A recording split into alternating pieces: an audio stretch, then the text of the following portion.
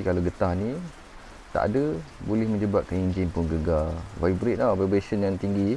Sebab getah ni nak reduce dia punya gegaran.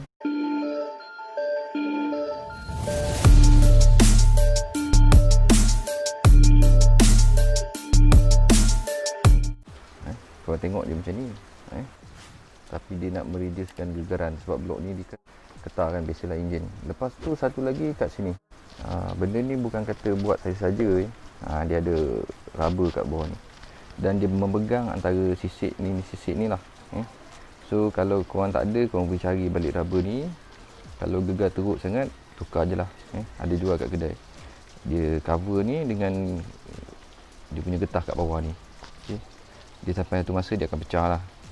Dan tukar getah baru untuk mengurangi vibration pada motor anda sendiri.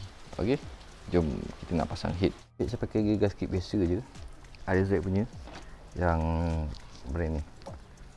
Kau pernah jumpa kot Jadi saya pakai yang RZ punya. Sama je. Gasket tembaga ni adalah yang terbaik lah, yang saya pakai lah. Ada juga brand-brand lain, Apple lah, apa sebagainya. RZ dengan 125 sama je.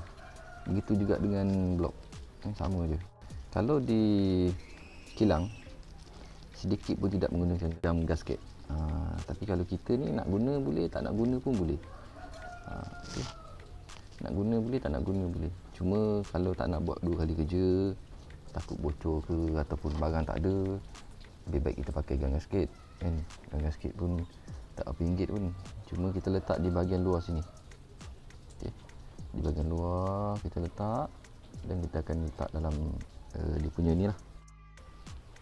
Okay, kita nak pasang head. Gam gasket terpulang pada individu lah, nak pasang ke tak nak pasang ke, terpulang. Saya pun kadang-kadang tak pasang, kadang-kadang saya pasang sebab kita nak tekan benda ni. Saya nak pasang head dulu, nanti saya bagi tahu kenapa saya tapekan benda-benda ni. Nak pasang tu cuci lah dulu cuci dulu, bagi tak ada apa-apa, langsung tarik-tarik yang ada kat sini dan korang akan pasangkan balik. Yang bahagian depan adalah bahagian ni. Senang cerita, kalau korang tengok sini pun korang boleh nampak besi ni di bahagian depan ataupun di bahagian sini. Jangan silap, jangan terbalik. Ada juga orang pasang terbalik. Kalau tengok tepi tu boleh perasan lah, ni belakang, yang ini depan. Ada orang pasang terbalik, biasa.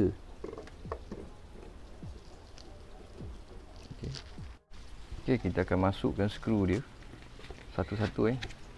Saya dah cakap tadi, satu biji skru pun saya takkan tukar. Saya punya perangai macam tu. Saya tak suka tukar kedudukan skru. Contohnya kita buka kat sini kan, kita pasang kat sini, itu bukan jenis saya lah. Saya akan pasang tempat yang sama je. Kalau kata situ-situ je, saya kena ingat lah. Saya simpan tempat dia, saya susun 4 biji macam tu, dan saya akan pasang. Satu skru pun saya tak suka tukar. Sebaiknya korang tanda macam saya tanda. Jadi saya tak lupa lah. Okay, kita ambil spana 12. Kalau boleh yang lekuk macam ni lah. Yang lekuk macam ni untuk kunci spana ni memang terbaik.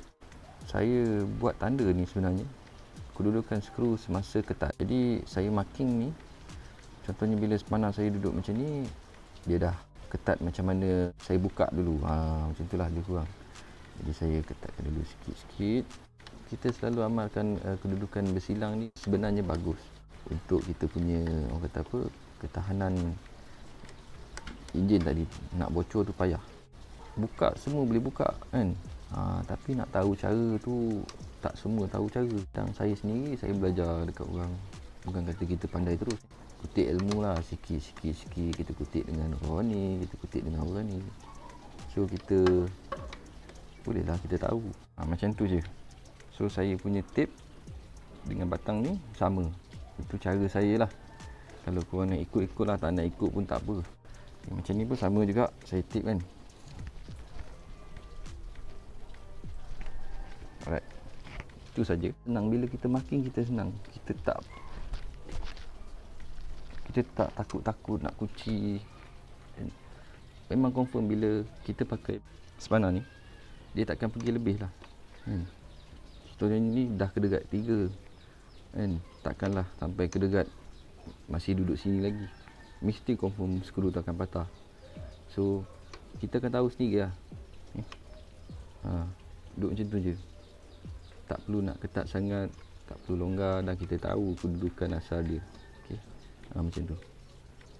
Saya tapekan ni sama dengan batang ni, dan ini yang dapat dia hasil dia.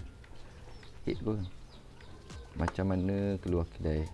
Pasang balik plug dan kita test tengok bocor atau tidak. Jom. Dah pun kita pasang head. Ini plug saya, tak sempurna mana pun. Kalau korang boleh tengok lah kan, nampak? Saya pun tak tahu korang nampak tidak. Ini plug saya, dia agak kering di sini dan agak basah di tepi.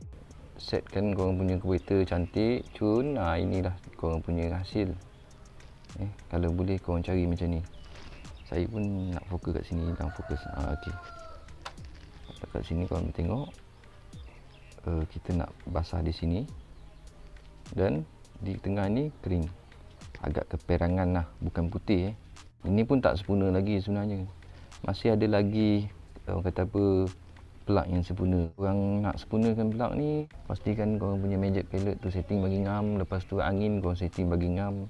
Dan korang punya, kalau korang buat blok kan, lain pula settingnya. Tak boleh ikut setting orang. Sebab tu kata jangan ikut magic pellet setting orang. Ini saya punya setting. Plug ni macam ni lah, plug biasa-biasa je. Saya pun pakai BP8ES. BP8ES. Dia ada juga B8. Macam ni. Ini plug lama saya, B8. Dua-dua boleh pakai. Cuma beza dia, kepala dia pendek, yang ni kepala dia panjang. Okey, itu saja. Okey, kalau emergency tak ada jual, boleh je pakai B8. Sebaiknya pakai BP8. Pasangkan kepala plug. Okey, nanti kita test. Jom. Okey, saya pun dah siap pasang head block pun semua. Plug pun dah masuk balik. Lepas tu kita akan start lah. Kita akan tengok sama ada bocor ke, leaking ke. Masa ni lah, sebelum kita pasang cover set. So kalau leaking, kita kena buka balik dan kita kena pasang balik barang baru, baru kita letak balik. Saya harap tak bocor lah. Alright, jom saya nak start dulu. Kita dengar ada perubahan tak, bunyi-bunyi kacang-kacang tu, yang sebelum ni menghantui semua pemain two stroke. Dan benda ni akan bunyi juga. Kita start dulu, jom.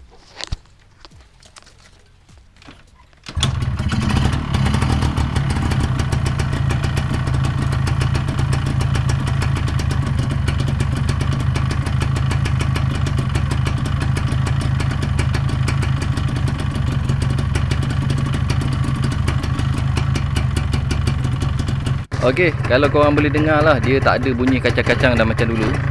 Cuma saya belum pasti lagi ada bocor ke tak ada. Kita akan check balik lah. Lepas tu daripada segi start tu memang mudah lah. Satu kali saya hantam je start je. Running ink benda ni biar dia serasi dulu dengan ring piston baru tu. Bukan piston baru, bukan blok, potong blok pun. Cuma kita nak bagi ring baru tu dia serasi dengan rumah baru. So kita biarkan lebih kurang dalam 15 minit macam tu. Kita tengok ada bocor atau tidak. Kalau ada bocor kita buat balik. Itu saja saya nak kongsikan untuk kali ni. Cuma orang kata apa, menyelesaikan masalah bunyi kekacang yang ada dalam kita punya blok ni. Piston itu dia punya ring je. Modal pun lebih kurang dalam sekali dengan gasket. Kalau korang buat sendiri lah, lebih kurang dalam RM35 hingga RM40 je untuk menyelesaikan masalah. Kalau korang biarkan dia makin lama makin teruk, silap-silap ring tu patah, masuk dalam korang punya crankshaft, kena korang punya piston, korang kena potong blok lagi, banyak benda lagi modal kena korang buat. So daripada modal RM40 ni, terserah pada korang. Kalau korang rasa benda tu rimas bunyi, tukar je ring piston. Dan saya tak jamin pun benda ni akan bunyi pula. Cuma ambil masa sedikit lah. Ok lah, saya pun nak panaskan enjin. Nanti kita akan sambung. Ok, jangan lupa subscribe, like, komen dan share. Ada apa-apa menarik, saya akan buat video untuk ni, untuk sharekan tip-tip yang menarik lah. Ok, bye bye. Lacong. Jom.